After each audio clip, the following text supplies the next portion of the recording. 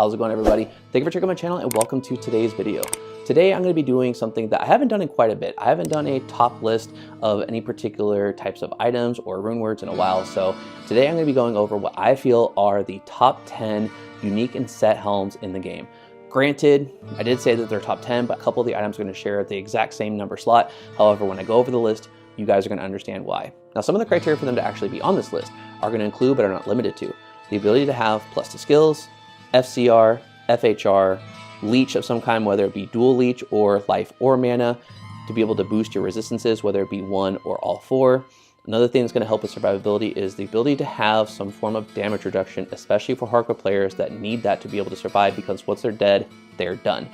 Another thing that's going to be really beneficial, especially for one of the helms I can think of on this list, is the ability to have a boost to your damage, especially with something like Crushing Blow. Now, when it came to actually picking these out to put on this list, some of the things that I was looking for are, is this going to be something that is utilized by many different builds and allows for more versatility when it comes to the rest of the gear? Also, I want to make sure to make this very clear, this is not simply just all the endgame type of helms that you'd be looking for.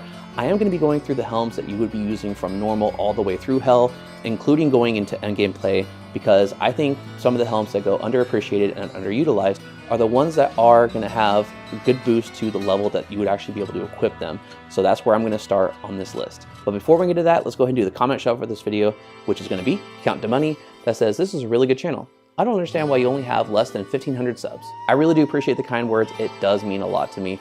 And as far as the growth in this channel, it's actually been growing steadily. It's not something that is just skyrocketing because I was playing Pluggy for a while.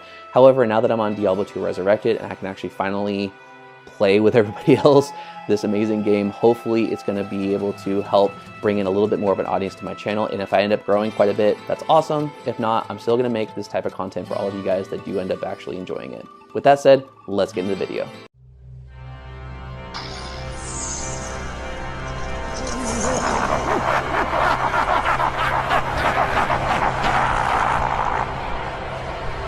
Not even death can save you from me. Greetings, mortals. I knew you would find your way back here. Now, to kick off this list, we're going to start with number 10, which is going to be a tie between Tusk and the Peasant's Crown. These two are tied for the number 10 spot because both have great stats for the level required to equip them. With the Peasant Crown, you have plus to all skills, and for early gameplay, having plus to skills can really add quite a bit to your build while you're farming for better gear. Along with that, it has 15% faster run walk to help move around quicker, especially for any build not the sorceress, whom would be able to teleport around at this point.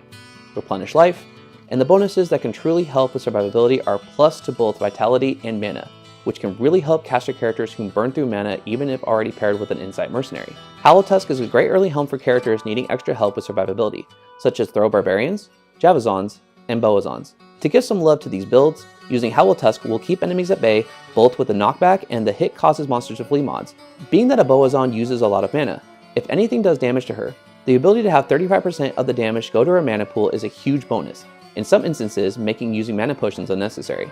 Being that both of these helms can actually be used before level 30, and for how beneficial they are for early gameplay use, I decided to make them both tied for number 10 on this list. Now skipping over to number 9, which is going to be the Darkside Helm. This helm actually goes underappreciated, but is quite useful for players wanting to help with crowd control and survivability.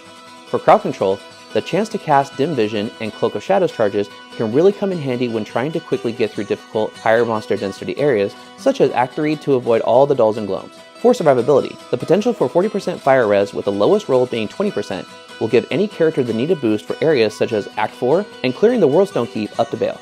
The biggest boost comes with having Cannot Be Frozen. Having this means a much easier and safer playthrough, and frees up a ring slot for something besides Ravenfrost, with so many beneficial stats that go underappreciated to be able to help get your character through Nightmare difficulty, or if you're using this to level up before entering Hell. I definitely felt that Darkside Helm deserved number 9 spot on my list. Now the number 8 spot is going to go to Rock Stopper. This was one of my saving graces getting through Nightmare difficulty. Every stat was useful, especially considering the resistance penalty at the start of Nightmare difficulty, as well as how much harder some areas and enemies would be for builds needing a boost to survivability. A boost to defense, damage reduced by 10%, 30% faster hit recovery to help stay out of stun locks easier, plus 15 to vitality because any additional life added is going to be very helpful when going through Nightmare difficulty, but the potential huge boost to all but poison resistances, cold and lightning varying from 20% to 40%, with fire ranging from 20% to 50%. All of these stats on a helm that can actually be used at level 31 is absolutely insane. This helm is perfect for any character build needing a boost, or for your mercenary if you find something better to use for yourself. This way they can stay alive easier. Being that this helm gives so many benefits, especially at such an early level, and being one of my personal favorites when I was doing most of my gameplays, I felt that this definitely deserved number 8 spot on my list. For the number 7 spot, I wanted to show some love to the mercenary, and to be able to go through what I feel most players consider to be the progression of the budget item that you would want to have them use, all the way to more ideal options in endgame play. The first being Tal Rasha's Heraldric Crest.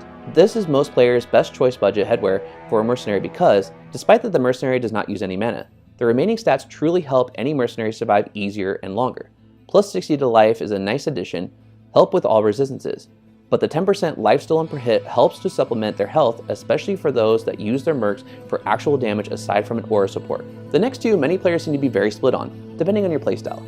However, we're going to start with the Vampire Gaze. This is a great helm for mercenaries that actually help with fighting, aside from just being aura support. With varying life stolen per hit between 6 and 8%, adding cold damage for 4 seconds, some help with magic damage reduction, but the most beneficial stat being the large boost to damage reduction, varying between 15 and 20%. All of these on a helm usable starting at level 41, and if found as ethereal, will help any mercenary become a strong tank through your game. The third item is going to be an obvious choice with Andario's Visage. This is what many consider god tier for a mercenary if found ethereal, as so many of its stats take your mercenary to the next level. Plus 2 to all skills, 20% increased attack speed, a large boost to strength to potentially have them be able to use better gear sooner, 2 substantial boosts to poison resistance, chance to cast Poison Nova when struck for style points, varying life stolen per hit between 8 and 10%, with the only drawback being negative 30 to fire resistance, something that socketing with a Ral Rune or a fire resistance jewel can easily fix. However, again, there can be people that are still very divided between the two, saying that an anti-helm might be a little bit too overkill for the types of builds that they play, or without the huge boost to damage reduction that a Vampire Gaze has, especially with how hard an Andy's Helm is to find, let alone an ethereal one for your mercenary, that a Vampire Gaze might just be a better in-slot item for most builds. However, I'm certain that anybody that actually has an Andy's Helm is going to be able to say how much of a benefit it's been for their mercenary to survive, especially when it comes to endgame content like running Ubers, so the debate continues on. I felt that all these helms in progression for the mercenary deserve the number 7 spot on my list. Now the number 6 spot is going to go to Kira's Guardian. This is one of the first pieces of headwear after being in hell difficulty that I found and felt it was a huge benefit for every build of mine. With how few stats this has, every one of them aside from added defense is amazing. 20% faster hit recovery can help reach breakpoints to avoid stun lock, especially for melee characters stuck in the middle of dense monster groups. Cannot be frozen, being the only other unique helm to have this mod and freeing up a ring slot for something else beneficial to your build. And equally important, the varying 50 to 70% boost to all resistances. This is the most resistances you could find on any unique helm, and even with the lowest amount, socketing it with an Rune will bring those stats up to the max. And if it has 70% all res and socketing it with an Rune, the incredibly high amount of all res on just this helm alone will help with flexibility with the rest of your build to add more damage, magic find, or a combination of both. This item seems to get overlooked quite often, despite that it doesn't add any damage to your build. The ability for it to help with survivability and help free up a lot of the rest of your gear is why I felt it deserved the number 6 spot on my list. The number 5 spot is going to go to Nightwing's Veil. This is an incredibly rare and useful item that seems to be used less and less as time goes on. This is the only unique helm to give a boost to cold damage, varying between 8 and 15% increase. In addition, it has varying 10 to 20 to dexterity, varying 5 to 9 cold absorb, and topping off with plus 2 to all skills to round out any build this is used on, such as a Cold Sorceress, a Wind Druid, an Ice Maiden, or potentially giving this to an Act 3 mercenary now that they are given a small buff if anyone chooses to use them. Probably still won't though. This is now more so seen as a trophy item in comparison to actually being used, and most would argue that the role on it is either amazing or horrible, seldom in between. However, if you end up finding one of these and have a niche cold character that you want to be able to increase their damage, this will bring you a lot of fun with that build. With all of its useful stats and the potential for amazing additional cold damage, I felt that this helm deserved the number 5 spot on my list. The number 4 spot is going to come to no surprise to anybody, which is going to be Crown of Ages. Arguably one of the best defense-based pieces of headwear in the game, best used in PvP and hardcore. This is one of the hardest and rarest items to find, and for good reason. Being this has plus 1 to all skills, damage reduction between 10 and 15%, all res boost between 20 and 30, 30% faster hit recovery for help with not falling into stun locks, being indestructible, but the make or break for this being 1 or 2 sockets. With being GG means finding it with 2 open sockets. Many that play PvP can truly benefit from the damage reduction, such as people that play Barbarians, Paladins, and the occasional Assassin. This is another item that generally rolls either great or becomes an instant stay in the grail item, and that's dependent on the socket roll, as with 1 open socket, most won't waste valuable jewels or runes as they would be better used elsewhere. Even with 2 open sockets, this is a helm that is seldom used as much as it used to be in game modes aside from PvP and hardcore, especially with less rare and more versatile helms for both your character and your mercenary available in much more abundance, one of which is next on this list. With that in mind, this is still a very sought after item. Seeing that unique chrono drop is one of the few things in this game that can get any player excited. With so many beneficial stats for defensive play for those that are needing help with survivability, I thought this was a no-brainer at putting it number 4 on my list. When it comes to the number 3 spot, I know there are going to be a lot of people that disagree with this choice. However, I still feel it deserves this spot on this list, and that's going to be G-Face. Now I know some of you guys are thinking, you really put this ahead of Crown of Ages and Nightwings? Are you kidding me? As far as usefulness overall in the game, with the variety of builds it can help, and being used on both your character as well as your mercenary, yes, this helm ranks higher on my list than Crown of Ages and Nightwings.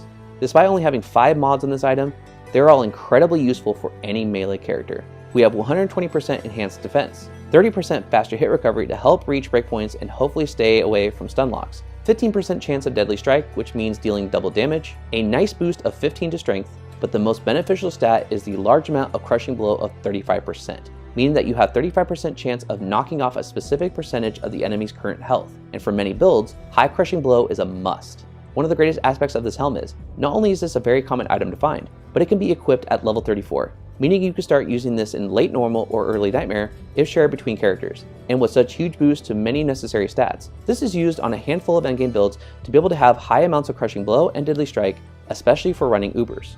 I still use this item to this day, both on my characters and my mercenary, and with how much of a benefit it is to so many builds, with how early you can equip it and how easy it is to find, I felt that this definitely deserved a spot on my list, and shockingly enough, it made the number 3 spot. Now for the number 2 spot, I know this is a controversial pick, as a lot of people are going to put this rather at number 1 instead of number 2. However, when I go ahead and break it down, you guys are going to understand why I made this decision. And for number 2, we're going to have the Harlequin Crest Shaco. This is such a staple for so many Magic Find characters, and arguably is the best piece of headwear in the game, bar none. This item has so many beneficial mods on it, combining the best of survivability and Magic Find, starting with the +2 to all skills, +2 to all attributes, boosts to both life and mana based on character level, damage reduced by 10%, but the most recognizable mod is the 50% better chance of magic finding, with adding a socket and putting it into perfect topaz to be able to bring the magic finding up to 74%. This can be used on any character of the game, having beneficial stats for so many different builds. However, I know there's going to be a lot of people that are still asking me, why did I leave this at the number 2 spot instead of bumping it up to the number 1? And the easy answer is, yes, this has tons of different stats that can help so many different builds, and together they are amazing. However, if there is something specific that you're looking for, you can find alternatives to be able to use instead of this helm. Take for example, you have a 3 open socket helm and you were to put 3 perfect topaz in there. You would have nearly the exact same amount of magic finding as you would with a Harlequin Crest with an open socket and a perfect topaz in it. Also, take into consideration that magic finding does have a diminishing return after a few 100%. So in some cases, it can actually be a harm to your build if you need a different piece of headwear to be able to give you more damage to help with your clear speed. Finding magic or rare circlets, coronets, tiaras, and diadems aren't too uncommon. However, they're nowhere near as uncommon as this unique Shaco is, but they can be gambled if you're trying to look for GGs that have similar mods that you'll be able to find on this Shaco. Finding +2 to all skills for a specific class also isn't very uncommon for any of the mentioned items. However, where the unique Shaco actually has the advantage is the fact that the +2 to all skills can be used on any class. Also, the percentage to damage reduction makes this a very sought after item for a lot of people. It takes the number 2 spot because for a specific mod on this item, you can find a good substitute to a degree on a different piece of headwear. However, for the number 1 spot, even though it is used on only a few niche builds, the ability for it to be able to take those builds to the next level is something that absolutely no other set or unique in this game can do. So the number 1 spot is going to go to Griffin's Eye. I chose to go against the grain and put Griffin's Eye in the number 1 spot as the best of the unique and set helms in the game. This is going to be a very polarizing choice. However, it will hopefully be better understood when why really looking at the mods on the item. With the +1 to all skills always being helpful, the 25% faster cast rate being the highest of any headwear. But what sets this item apart from others is not only the varying boost to lightning skill damage between 10 to 15%, but the even bigger boost to reducing an enemy's lightning resistance varying from 15 to 20%. As mentioned earlier, Nightwings grants a boost to cold damage. However, Griffin's Eye gives a boost to an elemental skills damage, as well as reducing the same elemental resistance on an enemy, which in turn makes even the lowest rolls on either mod do a considerable amount of additional damage. Now granted, reducing the enemy's resistance is a lot more of an important stat when it comes to comparing adding the damage, There is absolutely no piece of headwear that can take any build to the next level like Griffin's Eye can. There may be fewer builds that this item can give benefits towards, but the ones that do use it greatly benefit from it. And the potential for damage output if socketed with a perfect lightning facet to take the lightning stats to possibly 25-20 if found as a perfect Griffin's are game changing for so many players. Griffin's Eye does what absolutely no other set or unique helm can do in this game, and there's no other piece of headwear that you can find or gamble to be able to substitute its power. No matter what mods roll on it, and no matter what you socket it with, there is no other item like Griffin's Eye, and that's why I feel it rightfully deserves the #1 spot on my list.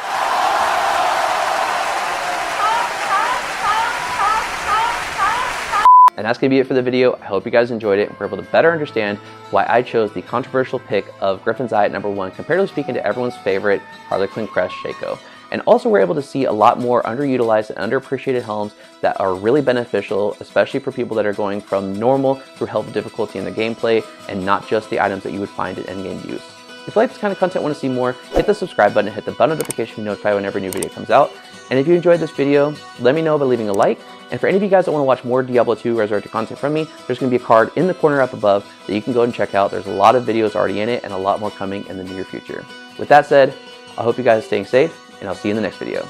Take care.